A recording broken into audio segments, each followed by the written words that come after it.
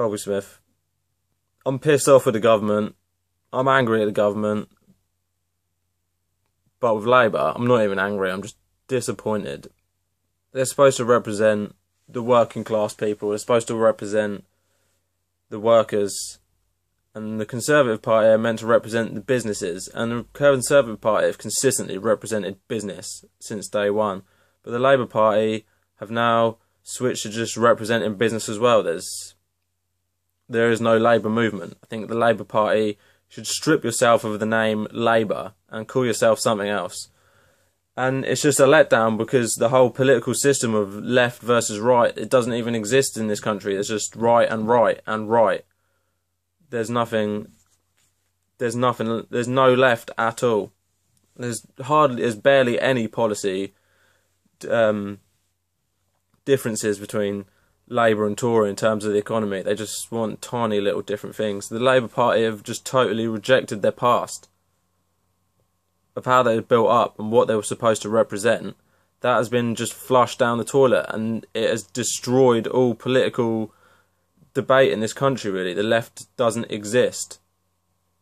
I mean, you look at the Labour website, and at the grassroots it looks like they're trying to do the right thing, but there's no correlation at all between the grassroots local MPs and what happens right at the top. There's no correlation there at all. The two are disconnected.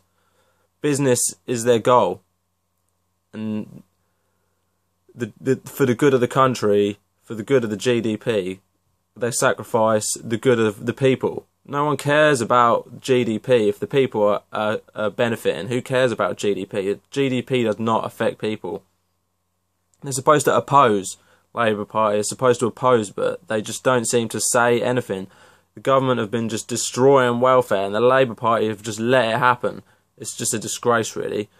Wages have fell constantly. Even under their own government, wages fell constantly. There needs to be power back in the people. Not workers, people need to have power. There's no left. And it's just... there's no one to vote for. I don't want to have to be a politician. I mean, it stresses me out thinking about caring about stuff that you can't change or you've got to fight against. But I just want to vote for someone to do that for me, to be honest. I just want to vote, be happy in the knowledge that the person that I voted for is going to be there's no one that represents anyone.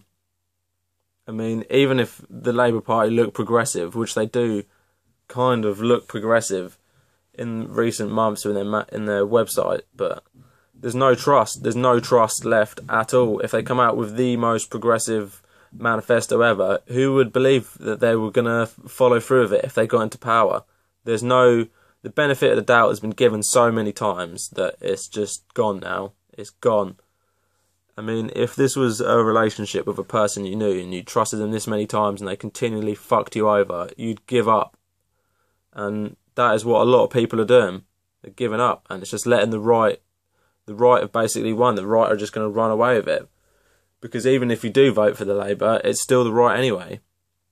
And I don't think this is the fault of the Labour Party or the MPs or even the shadow cabinet. I think it's just the fault of capital itself. Capital destroys Labour because people will always get bought out by money every single time.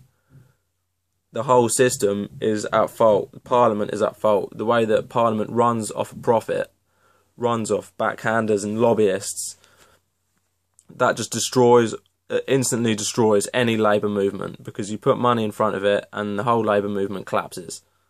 And unfortunately, that's what's happened.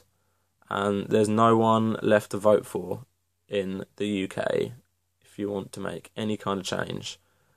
And this is a message to you, the Labour Party. If you watch this, I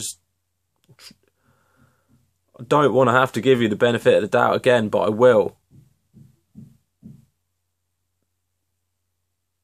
Just do something.